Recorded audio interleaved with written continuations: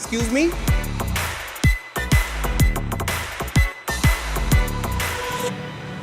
Yes. আপনি ক্যানটা ডাস্টবিনে না ফেলে রাস্তায় ফেললেন কেন? ও সরি। What sorry? আপনি একটু ভালো করে তাকিয়ে দেখুন, আমরা এখানে রাস্তায় পরিষ্কার পরিচ্ছন্নতার কাজ করছি, আর আপনি এখানে নিজে থেকে ময়লা করছেন। আচ্ছা বললাম তো, দেন আমাকে, আমি ডাস্টবিনে ফেলে দিচ্ছি। না, আপনাকে এখন শাস্তি পেতে হবে। শাস্তি পেতে হবে মানে? আপনি রাস্তা নোংরা করেছেন, অন্যায় করেছেন, আর অন্যায় স্বরূপ আপনাকে 10 মিনিট এখন আমাদের সঙ্গে কাজ করতে হবে। এটাই আপনার শাস্তি। এটা কি মামা বাড়ির আবদার নাকি? আমি নোংরা করেছি, আমি এটা ডাস্টবিনে ফেলে দিচ্ছি, শেষ। এখন আপনাদের সাথে আমি রাস্তা পরিষ্কার করতে যাব কেন? রাস্তার নোংরা তো আর আমি করি নাই। কেন করবেন মানে? আপনার কাছে কি মনে হয় যে এখানে যারা কাজ করছে তারাই এই রাস্তাটা নোংরা করে তারাই পরিষ্কার করছে? না, আমরা এখানে সবাই স্বেচ্ছাসেবক হিসেবে কাজ করছি। তার জন্য এখন আপনাকে আমাদের সঙ্গে 10 মিনিট জুড়ে কাজ করতে হবে। আরে আজব, আমি যেটা ফেলেছি সেটা তো আমি বললাম পরিষ্কার করে দিচ্ছি, এখন আপনি আমাকে দিয়ে জোর করে রাস্তা পরিষ্কার করাবেন নাকি? আচ্ছা আপনি একটা কথা বলেন, এখানে যারাই নোংরা ফেলছে আপনি কি প্রত্যেককে ধরে ধরে 10 মিনিট করে শাস্তি দিচ্ছেন রাস্তা পরিষ্কার করার? না, আমরা শুধু দু একজনকে ধরে ধরে শাস্তি দিচ্ছি যেন বাকিরা এমনিতেই শুধরে যায়, আর তাই এখন আপনাকেও আমাদের সঙ্গে কাজ করতে হবে। আপু লজ্জার কিছু নেই, আসুন আমাদের সাথে জয়েন করুন, আপনার ভালো লাগবে। শাকিলা, ওনাকে একটা গ্লাভস দাও। এনেন, ধরুন ধরুন, কাজে লেগে পড়ুন। এই কাজ করো, সবাই কাজ করো।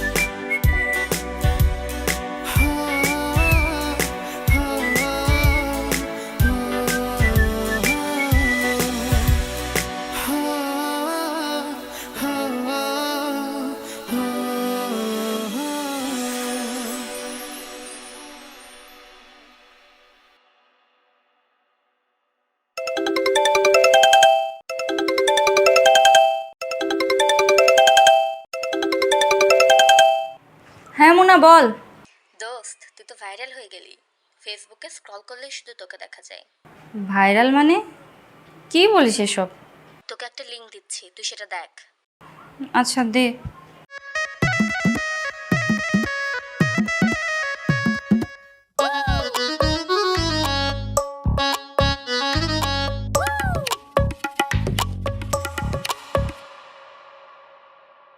ময়না, কি রে মা, তুই যে এত সুন্দর ঝাড়ু দিস তা তো জানতাম না। তুমি শুধু আমার মেয়ের ঝাড়ু দেওয়াটাই দেখলে, আরো কত রকমের কত কাজ করেছে, কই সেগুলো তো দেখলে না। বাবা তোমরাও দেখেছো? আমরা দেখেছি কি বলছি, সবাই দেখেছি। যেমন তোর মামা চাচুরা সবাই দেখে তো ফোন দিতে দিতে আমাকে পাগল করে ফেলছে। যারা যারা তোকে চিনেছে তারা প্রত্যেকে ফোন দিয়ে বাহবা করেছে আর তোকে দোয়া দিয়েছে। আমি তো বুঝতেই পারিনি এত সব কিছু হয়ে যাবে, কিভাবে কি হলো। দেখছো, আমার যেই মেয়ে বাসায় কোনোদিন এক গ্লাস পানি পর্যন্ত ঢেলে খায়নি, সেই মেয়ে যে এইভাবে নিঃস্বার্থভাবে কাজ করবে এটা আমি কল্পনাই করিনি। শোন মা, এখন থেকে ভালো ভালো কাজ করবি আর সবার দোয়া নিবি, বুঝতে পারছিস? তোমাদের দোয়া থাকলে অবশ্যই আমি পারবো, সবার দোয়াও নিব, কাজও করব। আমাদের দোয়া তো সব সময় তোর সাথে আছে। বাবা মার দোয়া করা লাগে না রে, এমনিই হয়ে যায়। আয় খাবি, চল। হ্যাঁ হ্যাঁ চল। আয় মা।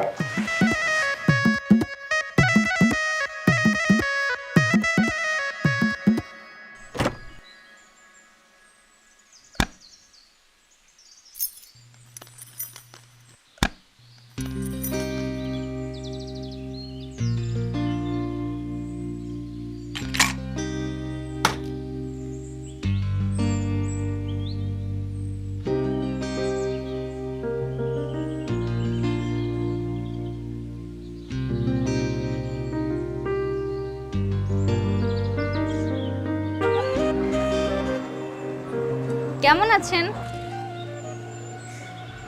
ভালো। এই হাসিব, চারা গাছটা এখানে নিয়ে আসো না।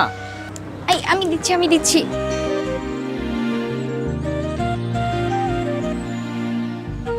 আমিও না আপনাদের সাথে আজ থেকে রেগুলার কাজ করতে চাই।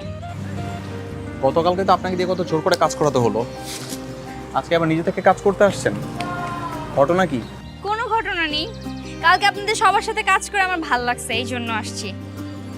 আমাদের সাথে কাজ করা কিন্তু এতটাও সহজ না। সারাদিন রোদে পুড়তে হয়, বৃষ্টিতে ভিজতে হয়, এরকম আরো অনেক পরিশ্রম করতে হয়। আপনি পারবেন না। না পারবো, আপনি শুধু বলেন আমাকে কি করতে হবে। আর তাছাড়া আপনি মনে হচ্ছে নিজে খুব কাজ করেন, সারাদিন তো দাঁড়িয়ে দাঁড়িয়ে হুকুমের পর হুকুম করেন। এটাকে হুকুম বলা না, এটাকে বলা হয় নেতৃত্ব। একজন যদি নেতৃত্ব না দেয় তাহলে পুরো দলের কাজ বোঝাবে কে? ঠিক আছে, আপনি নেতৃত্বই দেন, আপনার নেতৃত্বে কাজ করতে চাই। এখন বলেন আমার কি করতে হবে। ওই যে দেখেন মেয়েরা কাজ করতেছে না, ওদের পাশে গিয়ে একটা গর্ত করে আপনাকে একটা চারা গাছ লাগাতে হবে। 10 মিনিটের মধ্যে করবেন, যান। এক্ষুনি করে এই যে এটা দেখাচ্ছি। ধরুন। Thank you.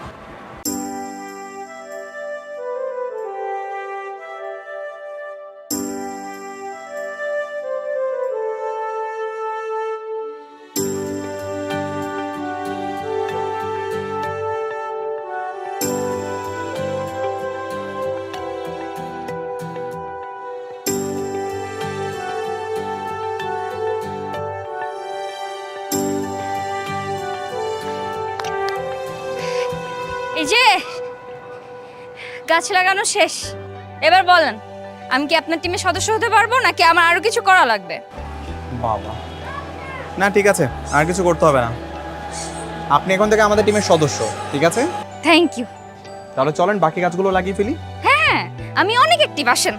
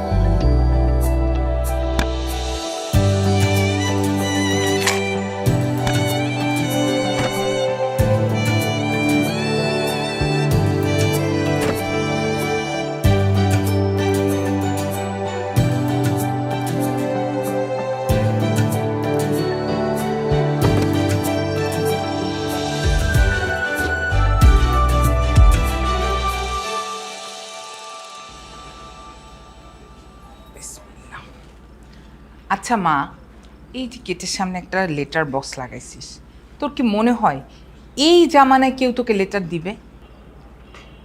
না দিলে নেই, আমার শখ, চিঠি আমার ভালো লাগে, তাই একটা লেটার বক্স বানিয়ে রাখছি। আজকের কাজ কেমন হলো? ভালো হয়েছে, কাজ করে ভাল লাগছে। তা কাল আবার আছে কাজ? পরশু আছে। আর এই রোদে পুড়ে পুড়ে গার চামড়াটা যে কালা বানাচ্ছিস, আমি মেয়েটা বিয়ে দিব কি করে? বিয়ে করবো কে বলছে? পড়াশোনা শেষ করব, তারপর বিয়ে করব। একটু চিকেন নে।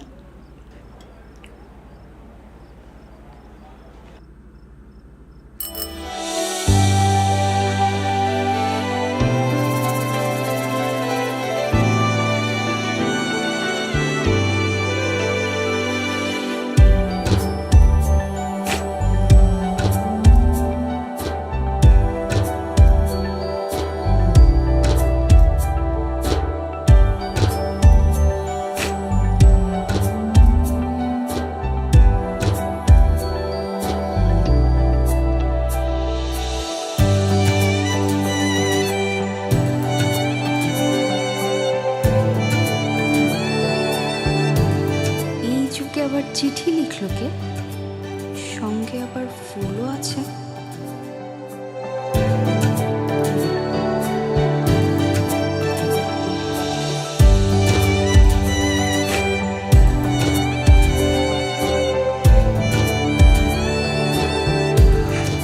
আমার জন্য কেউ চিঠি লিখছে, তাও আবার আমার বাসার ঠিকানায়। বিশ্বাসই হচ্ছে না। যাই হোক, চিঠিটা আমি পড়ে দেখি। আমার স্বপ্ন পূরণ হয়ে গেছে আল্লাহ।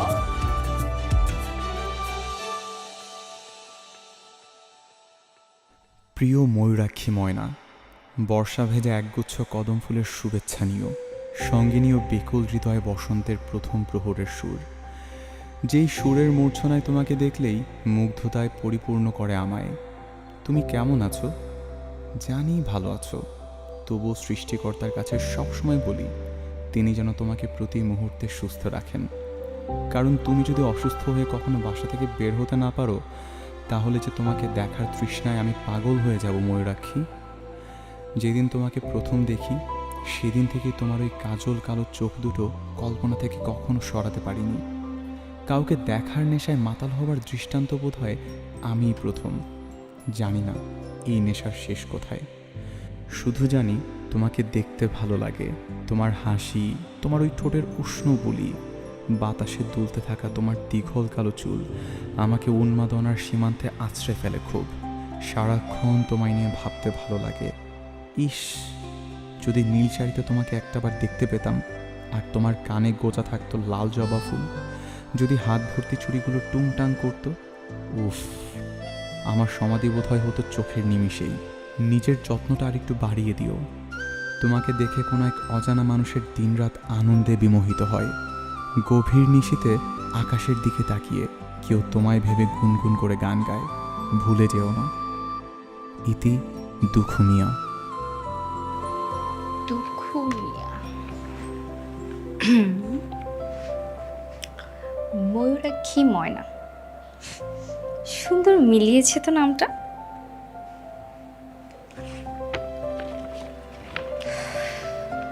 কিন্তু আমাকে নিয়ে এত সুন্দর করে চিঠি কে লিখতে পারে?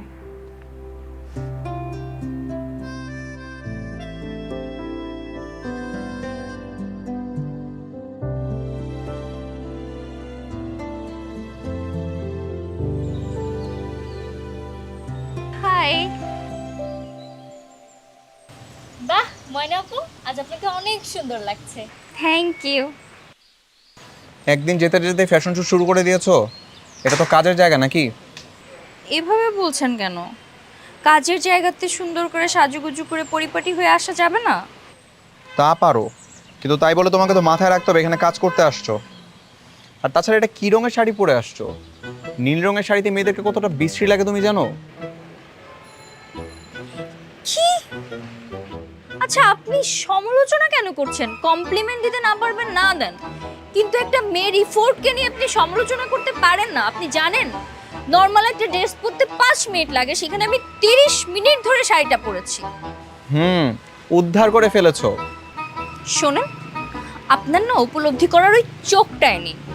পৃথিবীতে এমন অনেক মানুষ আছে যাদের কাছে নীল শাড়ি পরা নারী মানে স্বপ্ন, যারা ওই চোখ দিয়ে একটা নীল শাড়ি পরা মেয়ের সৌন্দর্যকে উপলব্ধি করতে পারে। আপনি সেটা পারবেন না। আপনার থেকে না আমি কমপ্লিমেন্ট চেয়েছি, না আপনার জন্য আমি শাড়িটা পরেছি। তোমার লেকচার শেষ হয়েছে, কাজের দিকে ফিরি আমরা। কি করব বলেন? ছবি আঁকতে পারো? কি করতে হবে সেইটা বলেন, সব করব। এই যে ওদের মতো করে সুন্দর করে ছবি আঁকতে হবে। নাও ধরো, এই দেয়ালে আঁকা শুরু করো। কাজী নজরুল ইসলামের ছবি আঁকি? দুখু মিয়ার? মানে কাজী নজরুল ইসলামের ডাক নাম ছিল দুখু মিয়া, এইটুকু জানো না? আর এটা জানবো না কেন? আমি বুঝতে পারি না আপনি এটা বলছেন। আচ্ছা ঠিক আছে, আমি শুরু করতেছি।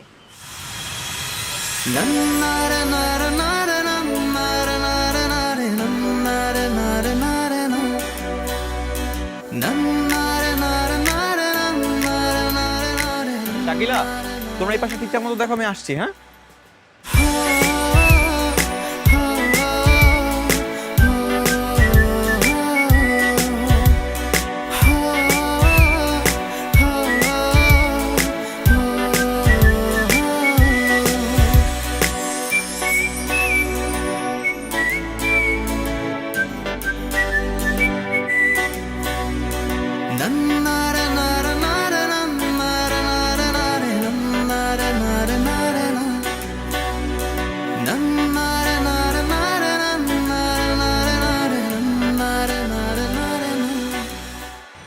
কি ব্যাপার, তোমার আঁকা হলো? দেখছি ঠিকঠাক হয়েছে কিনা। এইটা দেখে কি কোনোভাবে মনে হচ্ছে যে এটা কাজী নজরুল ইসলাম? ছোটবেলা আঁকছি।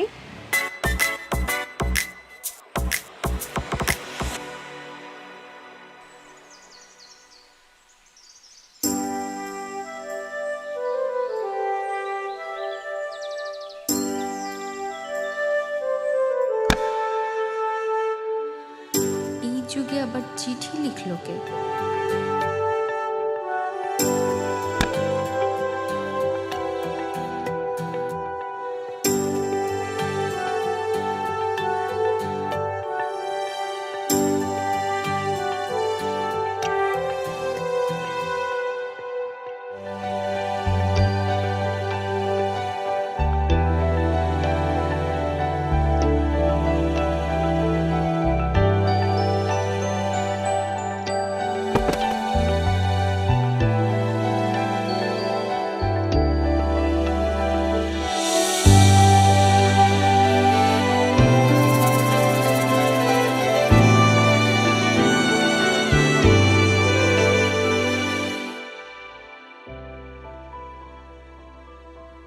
প্রিয় ময়ূরাক্ষী ময়না, আজকে তোমাকে ময়ূরাক্ষী না ডেকে বড্ড নীলপরি ডাকতে ইচ্ছে করছে।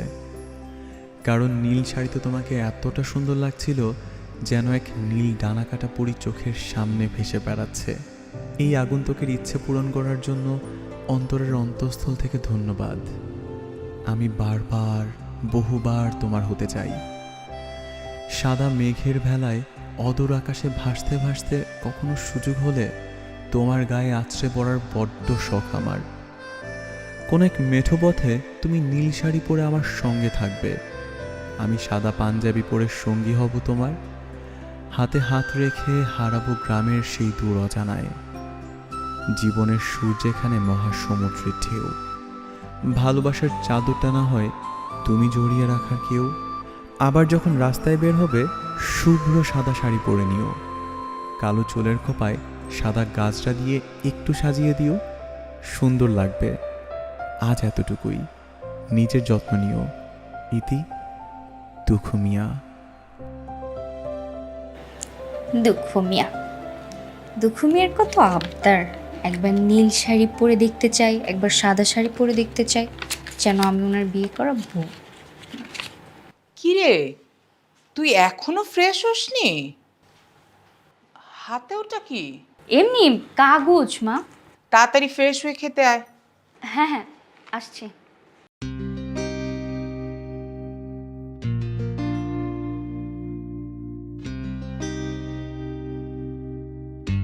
কে আপনি? মেঘের আড়াল থেকে সূর্যের মতো শুধু কি মারছেন? আচ্ছা, আপনি দেখতে কেমন? আমি তো আপনাকে চিনি।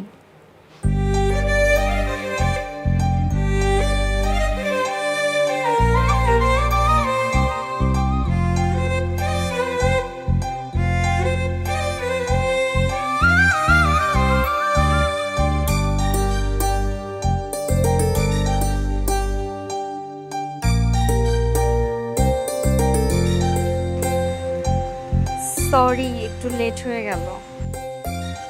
তুমি আজকেও শাড়ি পরে আসছো? তুমি কি সাজগোজ ছাড়া আর কিছুই বোঝো না? সাজগোজ করলে খারাপ কি?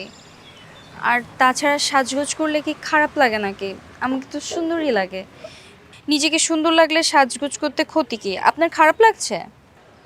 খারাপ লাগার কথা তো আমি কোথাও বলিনি, কিন্তু এতটাও ভালো লাগানো যাবে না, এতে মানুষের নজর পড়বে। নজর পড়লে পড়বে, তাতে আপনার সমস্যা কি? অবশ্যই আমার সমস্যা আছে।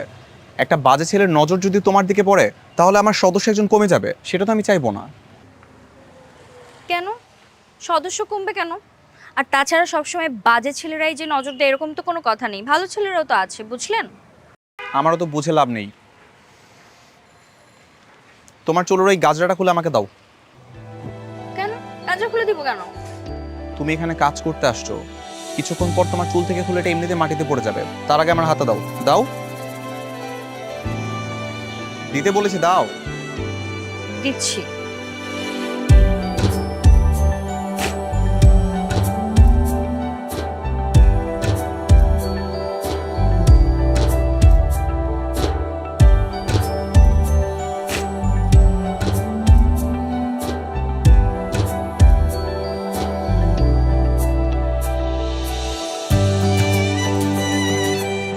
সবাই শোনো, আগামী 1.5 মাস আমাদের এই সকল কার্যক্রম বন্ধ থাকবে, ঠিক আছে? কেন কেন কেন কার্যক্রম বন্ধ থাকবে কেন? কারণ সামনে সবার পরীক্ষা। এই 1.5 মাস সবাই সব কার্যক্রম বন্ধ রেখে শুধুমাত্র পরীক্ষার প্রস্তুতি নিবে, তাই। পড়াশোনা তো করাই যায়। আমার পড়াশোনা করতে এত ভালো লাগে না, আমার কাজ করতে ভালো লাগছে, সবার সাথে কাজ করব আমি। ঠিক আছে, আমরা কাজ তো করবই, কিন্তু আমাদেরকে পড়াশোনাটাও করতে হবে। পড়াশোনা করে আমাদেরকে মানুষের মতো মানুষ হতে হবে। আরেকটা কথা, আমরা যদি আমাদের মনুষ্যত্ব বৃদ্ধি করতে পারি, তবেই না মানুষকে সাহায্য করার জন্য আমাদের মনোবল আরো বেশি বৃদ্ধি পাবে, তাই নয় কি? তাহলে কি 1.5 মাস কোনো কর্মসূচি নেই? না, নেই। ঠিক আছে, তাহলে আগামী 1.5 মাস পরে আমরা সবাই আবার একত্রিত হচ্ছি, আর এর মাঝে আমি সবার সঙ্গে যোগাযোগ করবো, ঠিক আছে? সবার নাম্বারই তো আমার কাছে আছে, শুধু ময়নার নাম্বারটা নেই। তোমার নাম্বারটা দাও তো। না না, আমার নাম্বার আপনাকে দিতে পারবো না, আপনি লোকটার সুবিধার না। সুবিধার না মানে? এখানে অসুবিধার কি হলো? দেখেছি, অনেক কিছু দেখেছি, বলবো না। আচ্ছা ঠিক আছে, আমাকে বলতে হবে না। শাকিলের কাছে তোমার নাম্বারটা দিয়ে দাও, ওই তোমার সাথে যোগাযোগ করবে। ওকে কেন দিব আমি? ওকে নাম্বার দিব, তারপর ওর থেকে নাম্বার নিয়ে আমাকে আপনি ডিস্টার্ব করবেন। আপনাকে চিনি না আমি। আপু, ফাহিম ভাইকে বিশ্বাস করতে পারেন, উনি খুবই ভালো মানুষ। আমি বিশ্বাস করি না ওনাকে। আচ্ছা ঠিক আছে, লাগবে না। তাহলে আমাদের আবার 1.5 মাস পরে দেখা হচ্ছে, ঠিক আছে? ঠিক আছে। ঠিক আছে, আল্লাহ হাফেজ। হ্যাঁ, দেখা হবে।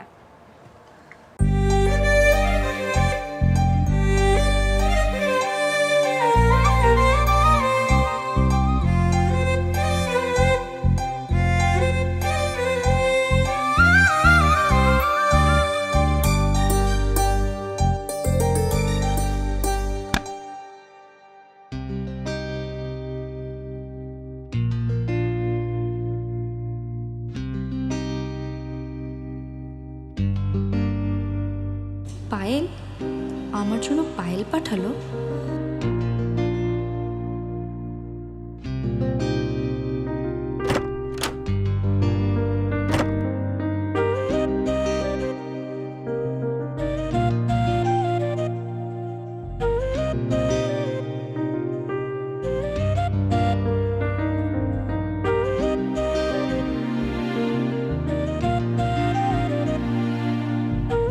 প্রিয় ময়ূরাক্ষী, তোমার ওই সুন্দর দুটি পায়ে এই পায়েল জোড়া হয়তো বেশ মানাবে। তুমি আলতা রাঙা পায়ে পায়েল পরে হেঁটে যাবে, আমি মুগ্ধ হয়ে তাকিয়ে থাকব, ভাসব কল্পনার সাগরে। ইতি দুখু মিয়া।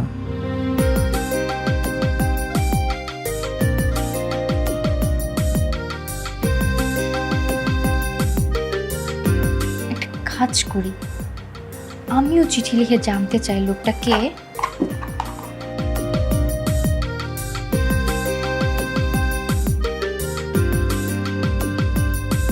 প্রিয় দুখু মিয়া,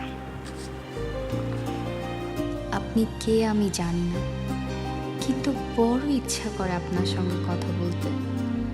আপনার পরিচয় জানার জন্য আমার মনটা আকুল আগ্রহে অপেক্ষা করছে। আশা করছি খুব তাড়াতাড়ি আমার সামনে এসে আমার আগ্রহের অপেক্ষা শেষ করবেন। ইতি ময়ূরাক্ষী ময়না।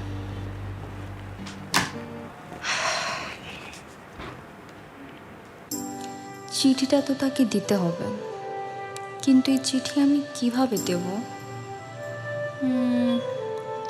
আমি তো তাকে চিনি না, তার ঠিকানাও জানি না, তাহলে কিভাবে দেব?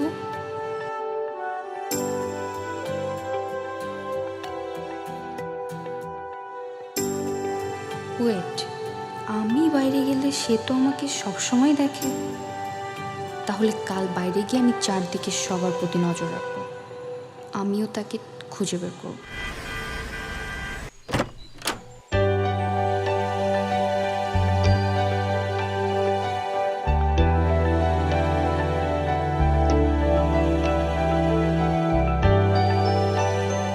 আজকে চিঠি নেই।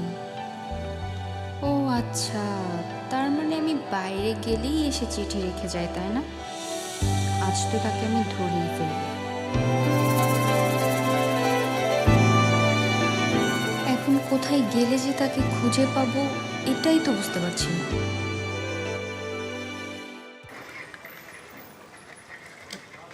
এই দাঁড়ান দাঁড়ান দাঁড়ান দাঁড়ান।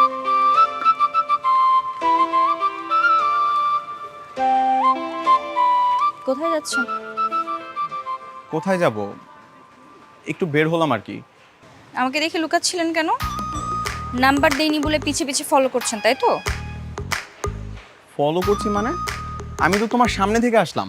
সামনে থেকে এসে কাউকে ফলো করা যায়? সামনে থেকে আসেন আর পিছন থেকে আসেন, আপনি আমাকে ফলো করছেন ব্যাস।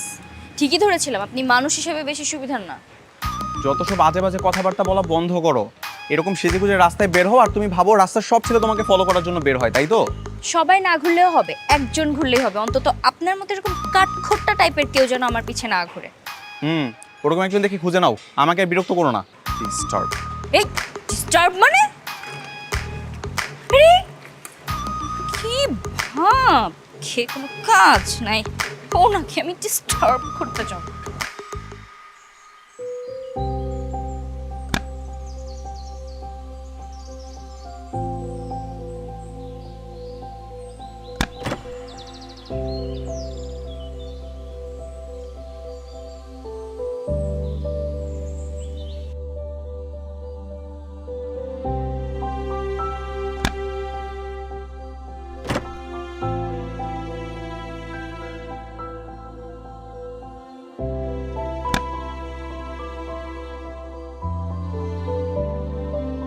আরে আরে, কখন চিঠি রেখে গেল? ইস, আর একটুর জন্য ধরতে পারলাম না।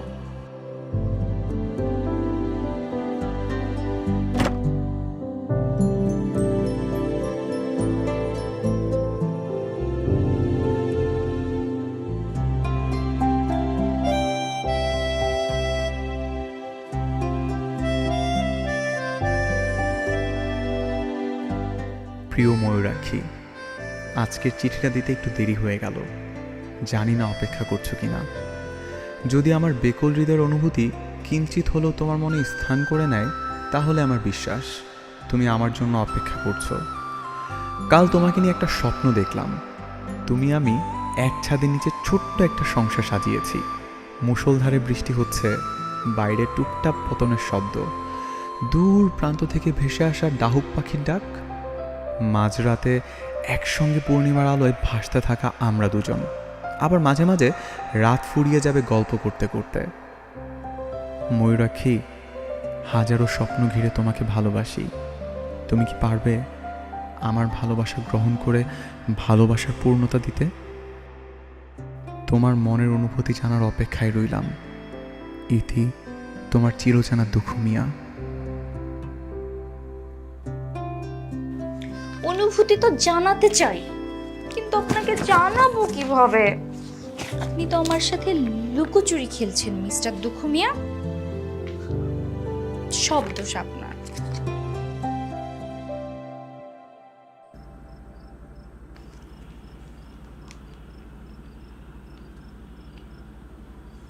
আইডিয়া, আমার লেটার বক্সে আমি চিঠি রেখে গেলেই তো হয়। আমাকে যখন চিঠি দিতে আসবে তখন তো আমার চিঠি পেয়ে যাবে। এই চিন্তাটা আমার মাথাতেই আসেনি কেন? আগে চিঠি লিখতে হবে।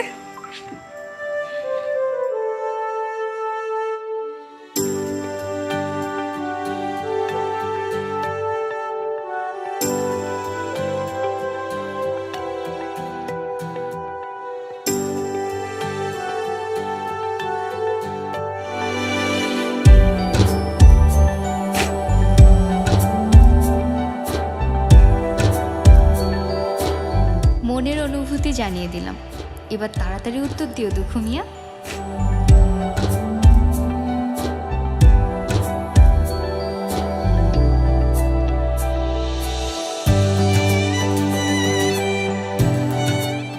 আজ সারাদিন পাহারা দেব, কখন সে আসে আমিও দেখি, আর কতদিন সে আমার থেকে নিজেকে লুকিয়ে রাখবে।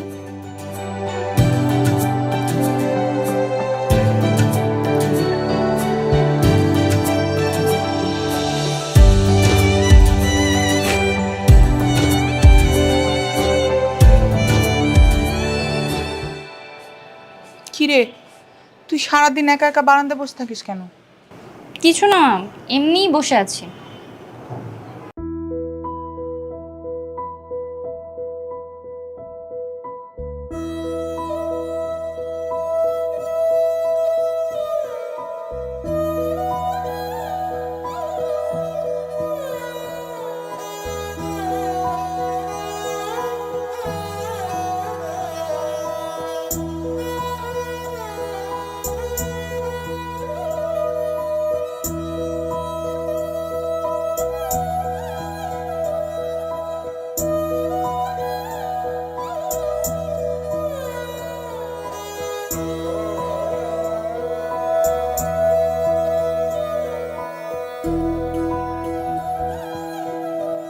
দেখো, ছেলেটা অনেক স্মার্ট এবং সুন্দর না? খুব সুন্দর, মাশাআল্লাহ। দেখ মা, ছেলেটাকে দেখলেই তোর পছন্দ হবে।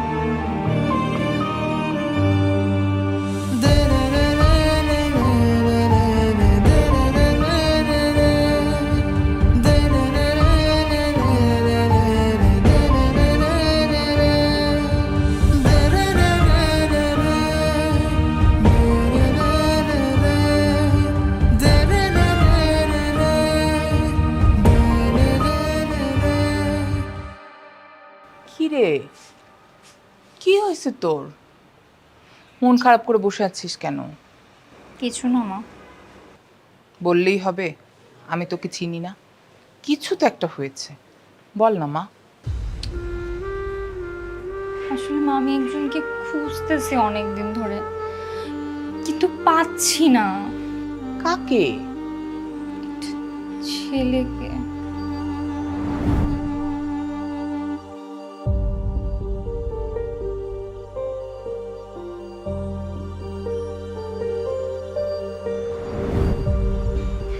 শোন মা, আমার মনে হয় পাড়ার কোনো দুষ্টু ছেলেই কাজ করেছে। না মা, এতটা সাজিয়ে গুছিয়ে কেউ দুষ্টামি করবে না। আমি মনে প্রাণে বিশ্বাস করি এই মানুষটা আমাকে ভালোবাসে। আমিও তার চিঠির প্রেমে পড়ছি মা। এইসব চিন্তা মাথা থেকে বাদ দে। এই একটা ছেলের কারণে কেউ খাওয়া দাওয়া সব বন্ধ করে বসে থাকে, বল আমাকে। কিন্তু সে না আর আসে না কেন মা? সে আর দুষ্টামি করতে চায় না, সেই জন্য আসে না। তোর বাবা খেতে ডাকছে, আয়।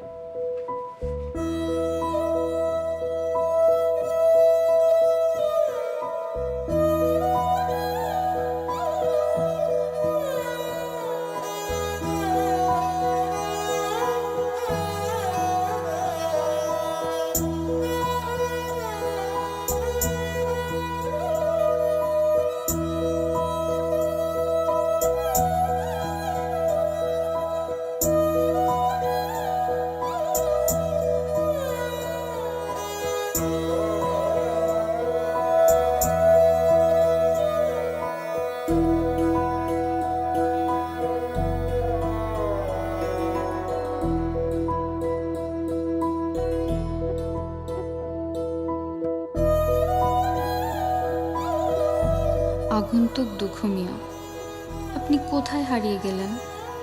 আপনার জন্য অপেক্ষা করতে করতে আমি যে পাগল হয়ে যাচ্ছি। কেন এসেছিলেন আমার জীবনে, আর কেনই বা হারিয়ে গেলেন? আপনি কি জানেন, আপনার জন্য আমার রাতে ঘুম হয় না। প্রতি মুহূর্তে মনে হয় এই বুঝে আপনি চিঠি নিয়ে এলেন। প্রতিদিন কতবার যে চিঠির বক্সটা আমি চেক করি, আপনি কল্পনাও করতে পারবেন না। প্লিজ তাড়াতাড়ি আসেন, আমি যা ধৈর্য ধরে থাকতে পারছি না। প্লিজ আর লুকিয়ে না থেকে চিঠি নিয়ে আসেন। ইতি, আপনার ময়ূরাক্ষী ময়না।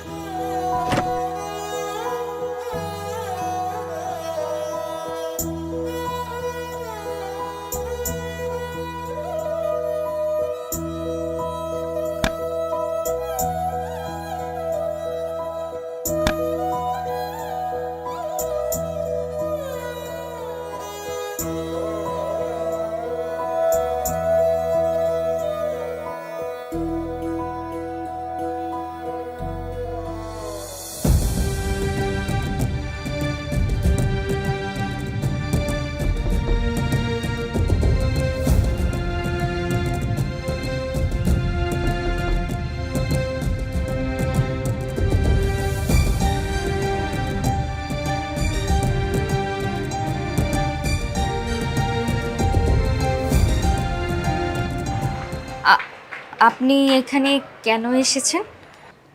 তুমি ময়না তাই না? হ্যাঁ, কিন্তু আপনি?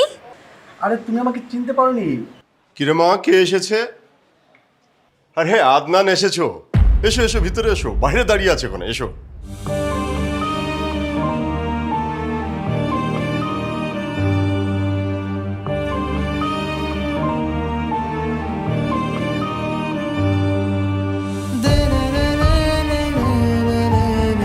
ছেলেটা কে মা? মা, ছেলেটা তোর বাবার বন্ধুর ছেলে আদনান, তোর সাথে বিয়ে ঠিক করেছে। বিয়ে? হ্যাঁ। আমার বিয়ে মানে আমি কি এখন বিয়ে করব বলেছি? আশ্চর্য, তোর বলতে হবে কেন? আমরা তোর বাবা মা হিসেবে তোর বিয়ে ঠিক করতে পারি না? কিন্তু মা। কোনো কিন্তু নাই। আর তাছাড়া আদনান অনেক ভালো একটা ছেলে, পড়াশোনা শেষ করে বিজনেসে ঢুকেছে। এরকম ভালো ছেলে সবসময় পাওয়া যায় না। অল্প কিছুদিনের মধ্যেই আদনানের সঙ্গে তোর বিয়ে। বাবা, কোনো কথা নাই, আমি যেটা বলেছি সেটাই হবে। এটাই আমার শেষ কথা। তুমি বোঝাও তোমার মেয়েকে।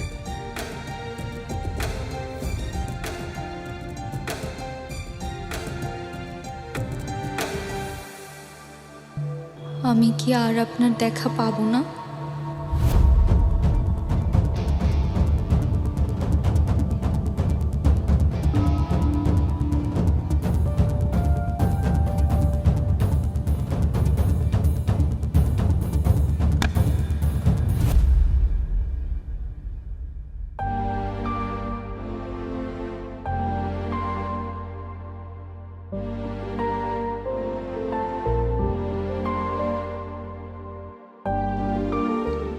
এতগুলো চিঠি আমি আসিনি বলে নিশ্চয়ই একটা একটা করে জমিয়ে রেখেছে।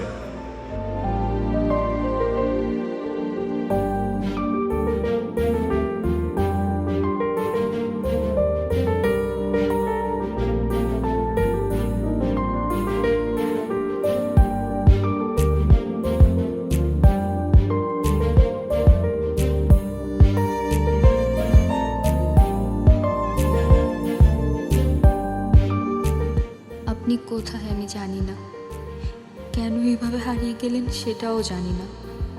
কারো মনের মধ্যে ভালোবাসার ঝড় তুলে নিজেকে লুকিয়ে রাখছেন কেন?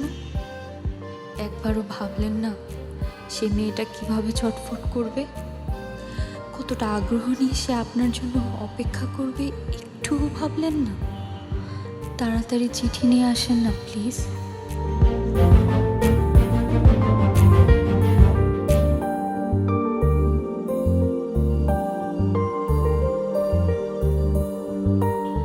আজ 4 দিন হলো আপনি আসেন না। 4 দিনে 400 বারেরও বেশি আমি চিঠির বক্স চেক করেছি। এবার কিন্তু সত্যি সত্যি পাগল হয়ে যাব।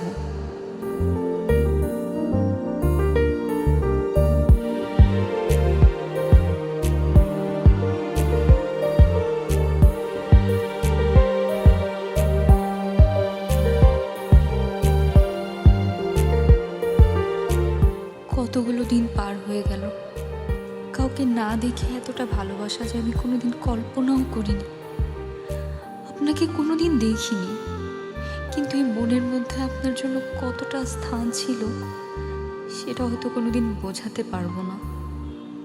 আগামীকাল আমার বিয়ে, বাবা মার পছন্দের ছেলের সঙ্গে বিয়ে হচ্ছে। আপনি থাকলে আজকে আমাকে কাঁদতে কাঁদতে চিঠি লিখতে হতো না। হয়তো কাঁদতাম, কিন্তু সেটা আপনাকে পাবার আনন্দে। আশ্চর্য ব্যাপার হচ্ছে, আমি যার জন্য কাঁদছি তাকে কোনোদিন দেখতেই পেলাম না। আমার এই চিঠি আপনার হাতে পৌঁছাবে কিনা আমি সেটাও জানি না, তবু আপনার জন্য লিখে রেখে গেলাম। এভাবেই যদি আড়াল হবেন তাহলে কেন আলো হয়ে ধরা দিয়েছিলেন বলতে পারেন? আপনি ভালো থাকবেন, আমি ভালো নেই।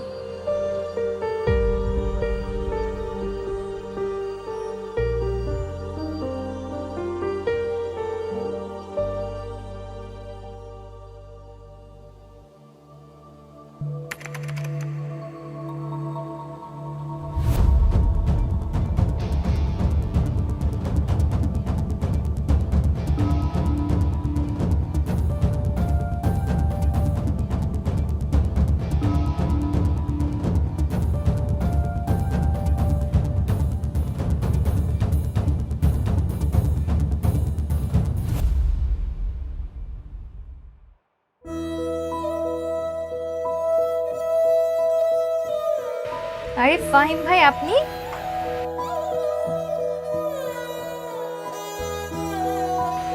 কেমন আছেন?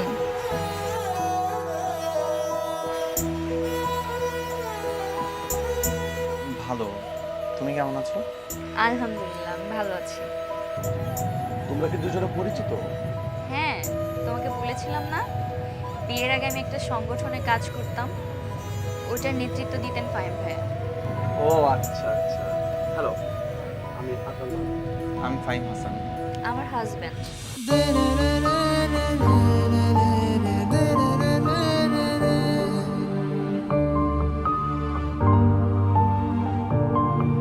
কোথায় যাচ্ছেন আপনি? আমি গ্রামে যাচ্ছি। তোমরা কোথায় যাচ্ছ? আমি শ্বশুর বাড়িতে, রাজশাহী। আচ্ছা, আপনি কি এখনো সেই সংগঠনের সাথে জড়িত আছেন? না, খুব একটা সময় হয়ে উঠছে না এখন আর। সময়ের অভাব। এই কি হলো, কাশতেছো কেন? নাও, পানি খাও।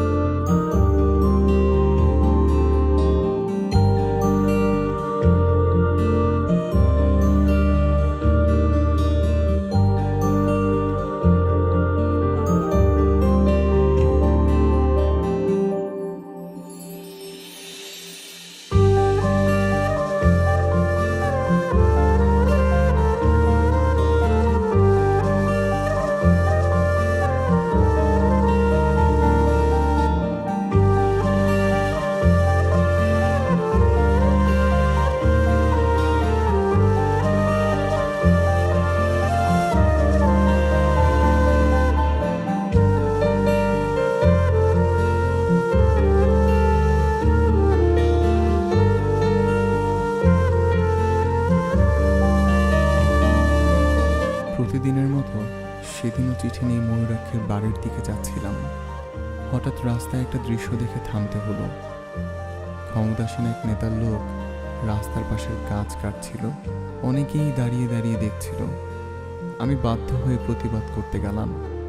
বোঝাতে চেষ্টা করলাম এগুলো অন্যায়, মানুষের ক্ষতি হবে, কিন্তু না, তারা কিছুতেই আমার কথা শুনতে রাজি হলো না। ঘটনার আকস্মিকতায় সেই লোকটা আমার গায়ে হাত তুলল। আমিও অনাকাঙ্ক্ষিতভাবে তাকে ধাক্কা দিয়ে সরাতে গেলাম, কিন্তু আমার ভাগ্যটা এতটাই খারাপ যে লোকটা রাস্তায় পড়ে গিয়ে কপাল কেটে গেল। আর এমন অপরাধে অভিযুক্ত হয়ে আমি হলাম জেলখানার আসামি। ক্ষমতাসীনদের প্রভাবে আমার 3 মাসের জেল হলো। জেল থেকে বের হয়ে যখন ময়ূরাক্ষীর কাছে ছুটে গেলাম, তখন দেখলাম আমার ময়ূরাক্ষী আর আমার নেই।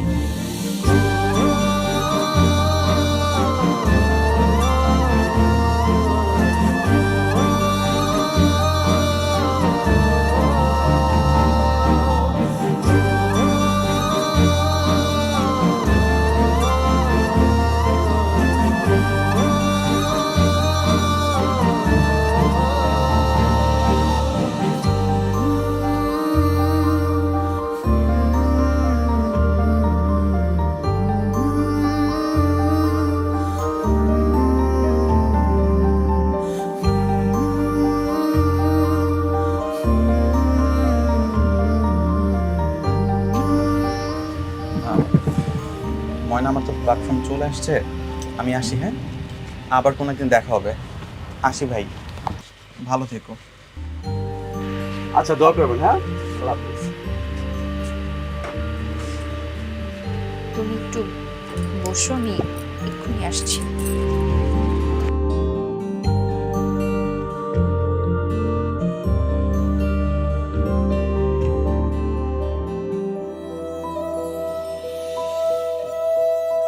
তুমি, আমরা একসাথে এক সংগঠনে যখন কাজ করেছিলাম না, তখন তো তোমার সাথে কত রকম ফাজলামি করেছি। তুমি এগুলো নিয়ে তোমার মনের মধ্যে কোনো অভিযোগ জমিয়ে রেখো না, কেমন? আর তুমি সবসময় ভালো থেকো। আপনি ভালো থেকেন দুঃখ মিয়া।